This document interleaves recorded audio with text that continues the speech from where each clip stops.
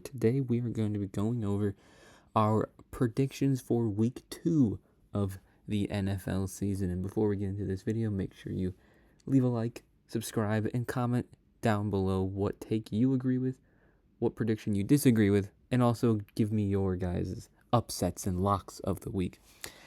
Without further ado, we'll get right into these predictions. Before we actually start, though,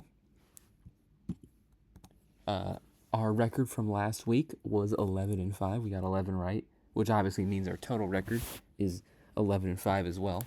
So not a bad week, not a great week, but I'm hoping to make it a little bit better this week. First game we have up is the Bills at the Dolphins for the Thursday night game. I was surprised. I was impressed with how both these teams played. Obviously, I think the Bills had a much better performance last week over their pretty good win versus the Cardinals. But I didn't mind what I saw from the Dolphins. It wasn't the best performance by any means. But I just think, based on what I saw from the Bills, I thought the Dolphins would play much better versus the Jags due to their home field advantage. But I guess not as important as maybe I would have thought. It's just that when they're not at home, they're not as good. But I'm gonna give the Bills this one in a very close game, 27-24 over the Dolphins in the Thursday night game.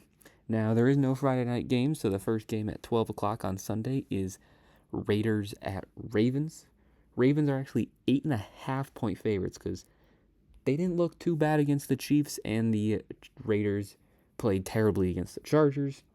So I'm going to go with the Ravens in this one, 30-14 over the Raiders.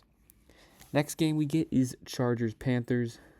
Panthers are coming in this week off of a pretty bad loss to the Saints.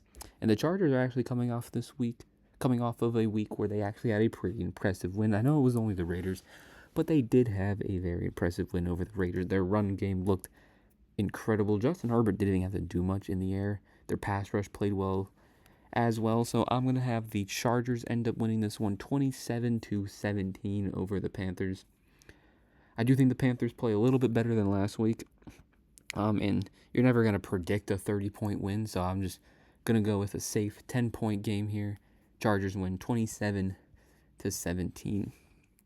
Then we get into probably the most anticipated game, at least one of the 12 o'clock games. I'm surprised this is actually a 12 o'clock game, but is the Saints-Cowboys. It's not the biggest matchup.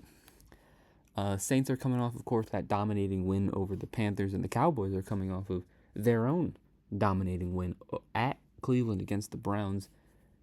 Now, as much as I liked what I saw from the Saints, well, I didn't like it because they're playing the Panthers, but in terms of just performance, they played well.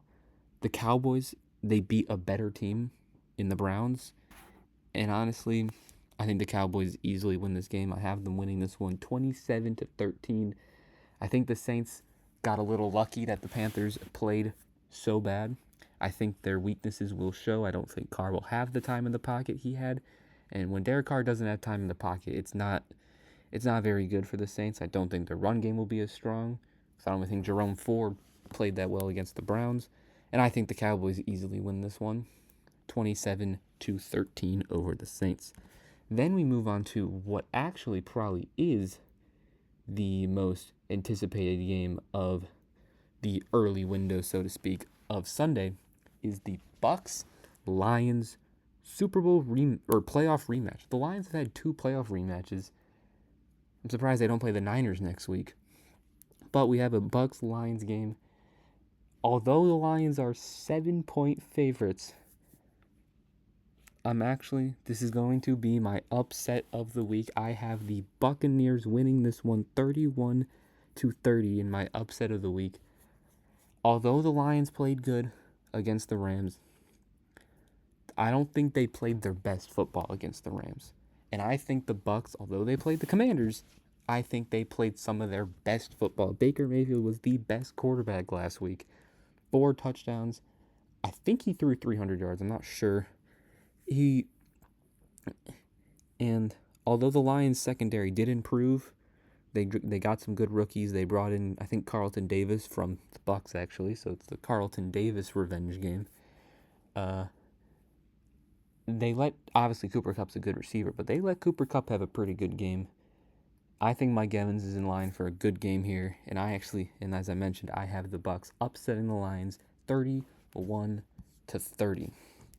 Then we move on to Colts Packers, which going into the year, this is probably going to be a good matchup, but unfortunately, Jordan Love, although it's good that he did not tear his ACL and it was only an MCL sprain, it still does mean he's going to miss time, including this game versus the Colts.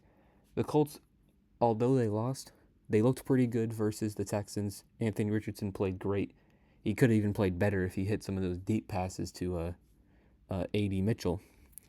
But I think the Colts offense is just going to be too much for the Packers offense, and they're going to have to try and outscore the Colts, and I don't think they'll be able to do that with Malik Willis. And so I think the Colts end up winning this one 21-10 at Green Bay. Then we move on to the Browns-Jags game. Going this one, the Jags are actually favored. Although they lost, they did play much better versus the Dolphins than the Browns did versus the Cowboys. They actually, I think, had a 14-plus point lead early on in that game, and then that ETN fumble kind of turned the switch there in that game. But it's supposed to be, there's a good chance of, I think, rain in this game from what I'm looking at. So it could be a low-scoring game.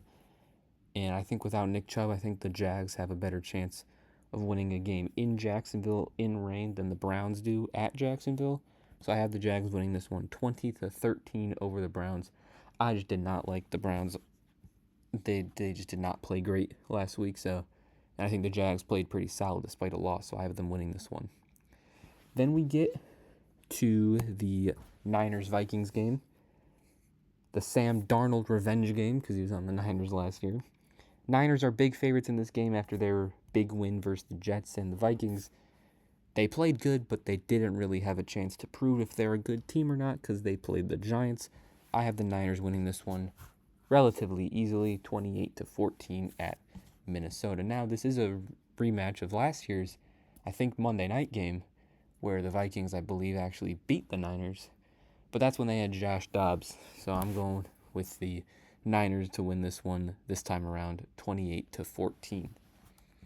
Now we head on to New England, where the Seahawks take on the Patriots in a little Super Bowl rematch from a few years ago.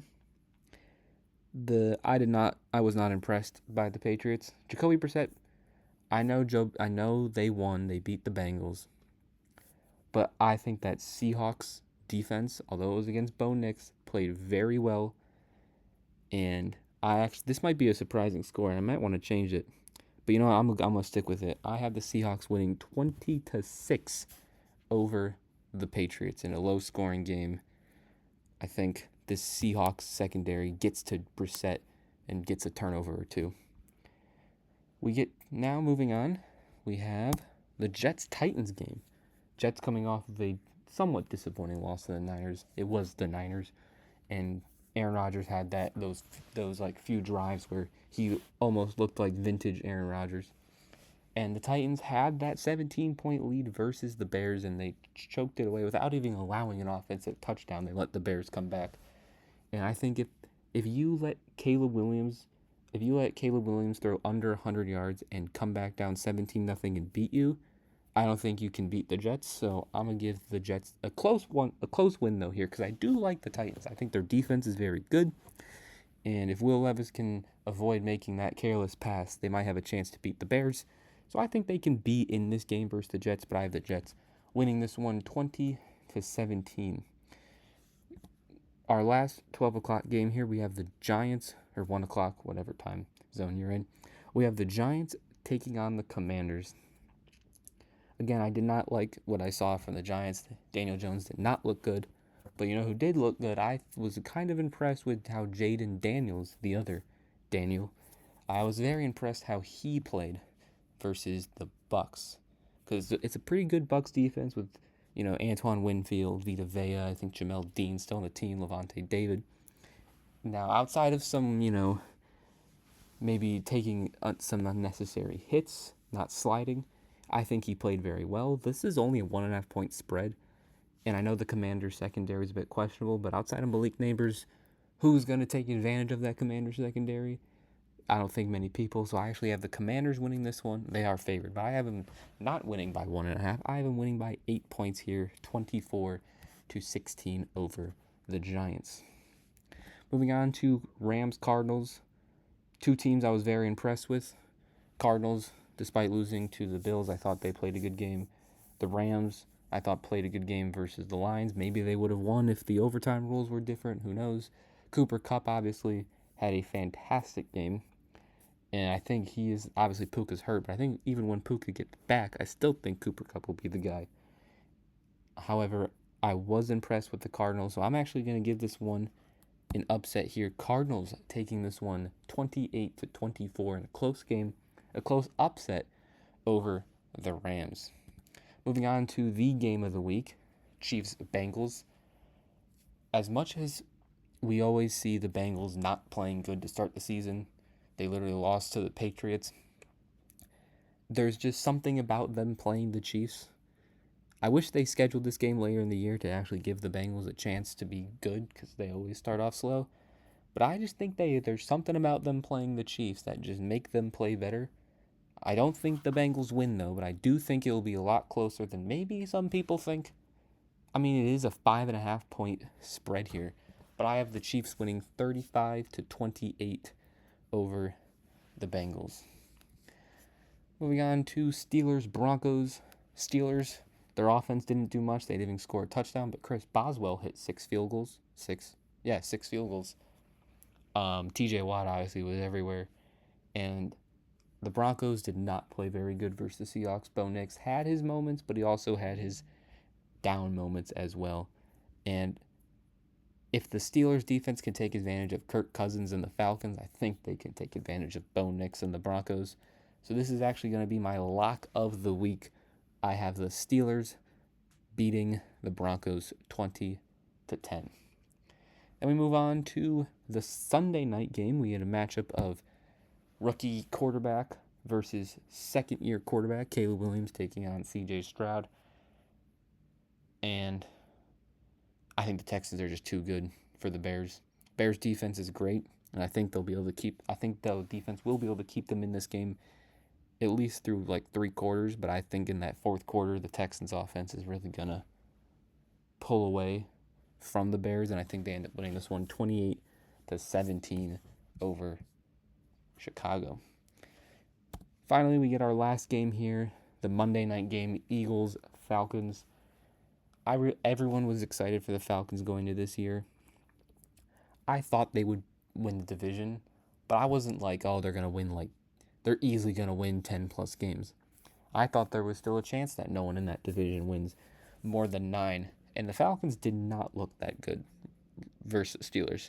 I know TJ Watt's really good, but you can't lose a game to the Steelers without them scoring a touchdown. And the Eagles, they started off the game in Green Bay a little sloppy. Maybe part of that was the field and the playing conditions, but they really turned it on at the end of that game, and I think the Eagles pretty easily beat the Falcons here, 31-17, in the Monday night game.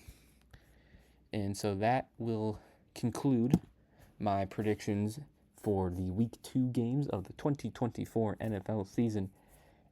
And again, make sure in the comment section you're letting me know what you agree with, what you disagree with. Give me your picks. A lot of you said the volume was low, or I talked too quiet, so hopefully we talked a little louder in this video. And then also make sure you subscribe as well and turn the notification bell, as with the football season finally being in full swing, there's going to be plenty of videos coming out throughout the season. Make sure you check out my Power Rankings video, which we posted yesterday, as well as my reactions to Week 1 that was posted on Tuesday. And I will see you guys next time. Peace.